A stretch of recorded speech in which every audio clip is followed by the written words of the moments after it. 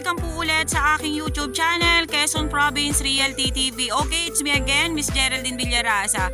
Andito na naman po ako ngayon sa bayan po ng Tagkawayan, Quezon.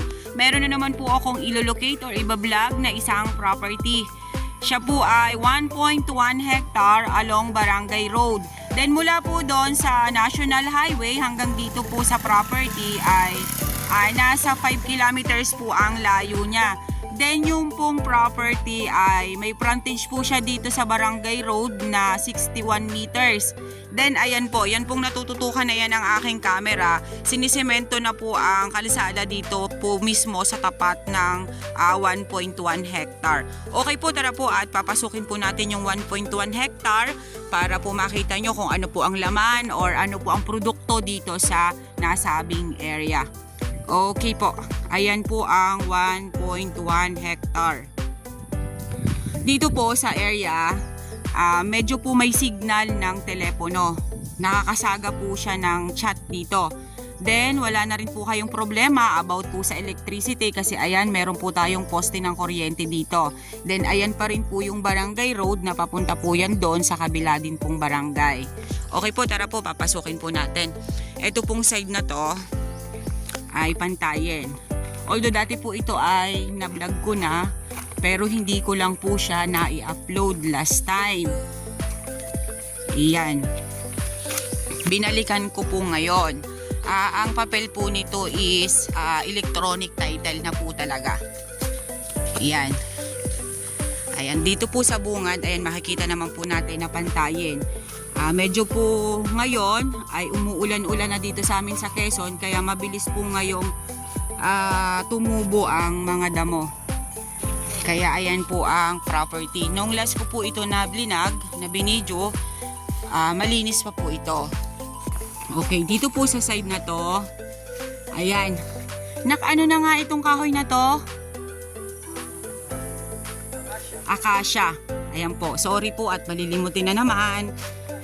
Then, ayan, may fruit bearings na po dito sa unang bungad. Ayan, marami pong puno ng mangga dito sa loob. Then, eto, ano to nak, diba? Dalandan. Ayan, eto po may dalandan po sa side na to.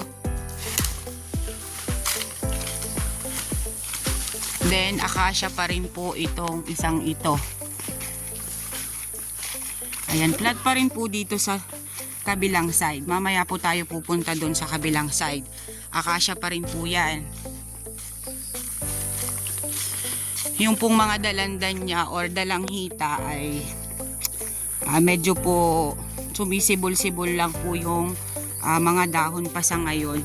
Naapektuhan po talaga sila ng tag-init. Ito pong side na yan, flat pa rin siya.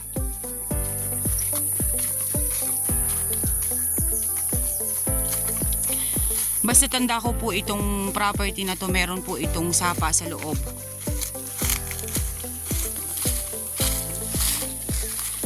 Iyan. Medyo po talaga wala na tayong makikita ditong mga nyog. Ano po? Kasi kakaunti na po siya. Medyo na-clearing na po ng may-ari. Yun nga lang po ang kagandahan nga po nito. Kasi gilid na po siya talaga ng cemented road. Pero mula po doon sa National Highway hanggang dito sa property, ang mga kalsada po dyan ay rough and cemented. Meron pong medyo hindi pa nasisemento, meron naman pong sementado na. Ito pong dito sa property, sa harap po mismo ay sementado na po siya. Ongoing po siyang ginagawa. May mga buli po dito sa side na to. Ano ba itong kahoy na to? Itong puti na to? Anilaw. Ayan, ito pong isang ito ay anilaw.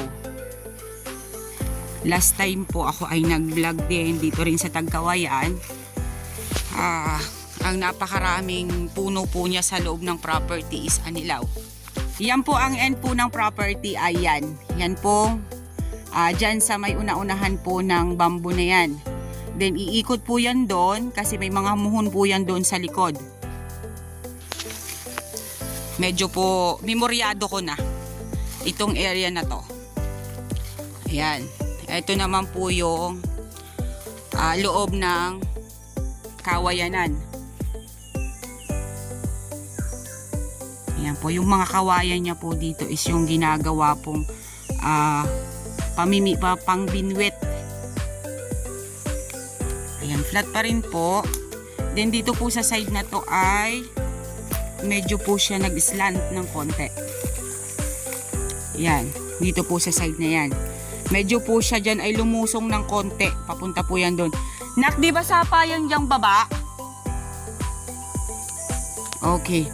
Yun nga lang po, medyo po pag talagang inabot ng tag-araw na sobra, natutuyo po yung sapa niya.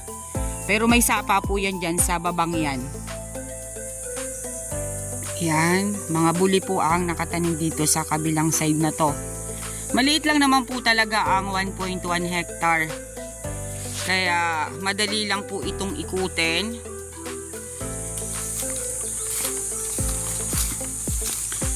Sa lahat po ng buyers na gusto po ay maliit lang na farm, ito na po yung pinakamaganda. Swak po ito sa budget ninyo. Kasi unang-una, dito po sa Tagkawayan ay medyo nagmamahala na po talaga ang property. Ito po ay gilid pa mismo ng barangay road. Tara, pupunta po tayo dun sa may bandang palikod. Nakasama pa to, di ba? Yan, mga dalandan po diyan sa side na yan, kasama pa yan. Isa, dalawa, tatlo. Tatlong puno po siya dito sa palikod. Ayan. Ito po pati ay nasukatan na.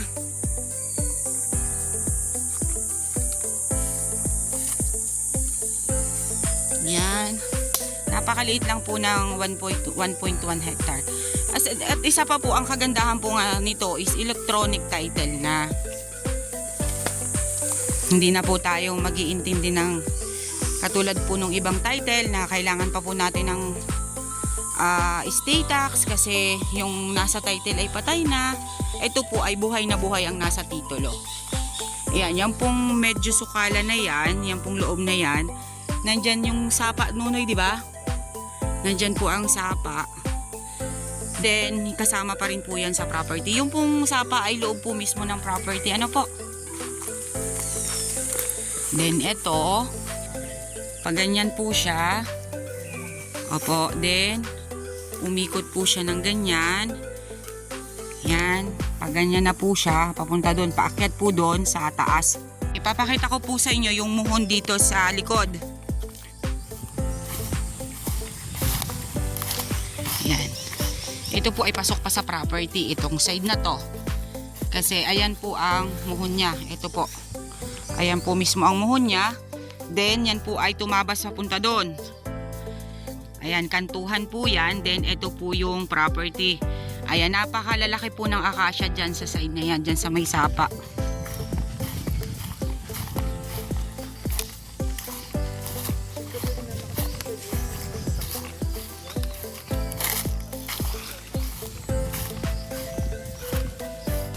Dito po sa area, dito po sa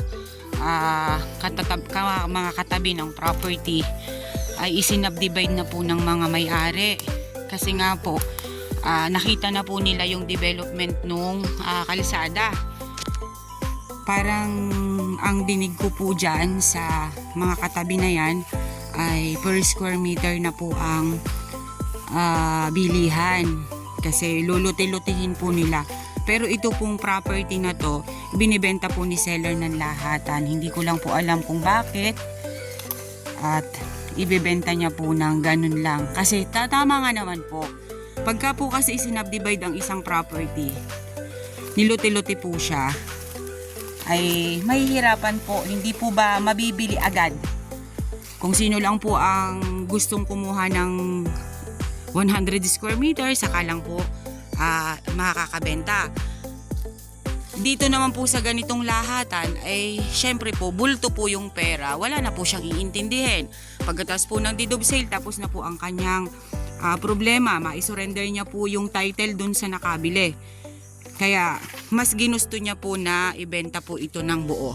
Ito po yung likod. Ito po yung pinakang likod ng property. Ayan, pantayan pa rin po siya dito sa likod na to. Yun lang pong side na yan, ang medyo po siya nag-slant ng konti. Tas di yun po, diretso na po yan doon papunta sa Barangay Road.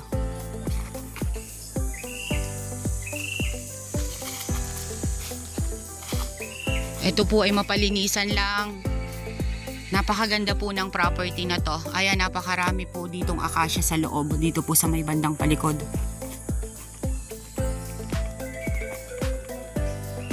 Yan. Halos po yung mga akasya dyan sa taas. Oh, halos 2 yapos na po ng tao.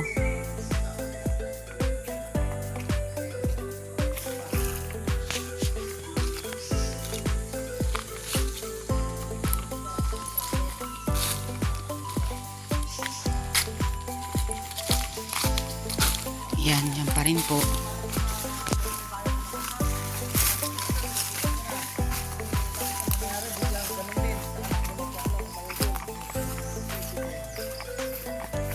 Yan, kasama pa rin po yan.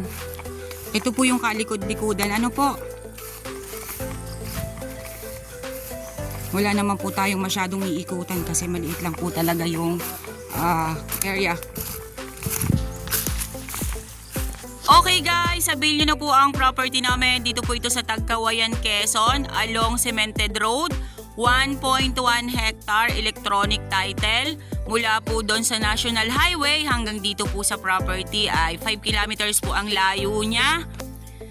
Then, ang nakita ko pong hardwood dito is acacia at anilaw. Ang fruit bearings naman po ay mangga at dalandan. Yun lang po yung nakita ko. Then, almost flat po ang property. Okay po, nandyan po sa inyong mga screen ang aking number ng WhatsApp at Viber. Yan na lang po ang inyong kontakin para po sa mga properties na aking mga binablog. At muli po ako maglalambing sa inyo. Paki-like and share po ng aking mga videos. At ako po ang inyong mismong makakausap sa lahat po ng transaksyon dito po sa properties na aking mga binablog. Okay po, ako po ulit ang inyong site locator, si Miss Geraldine Villarasa. Thank you po for watching!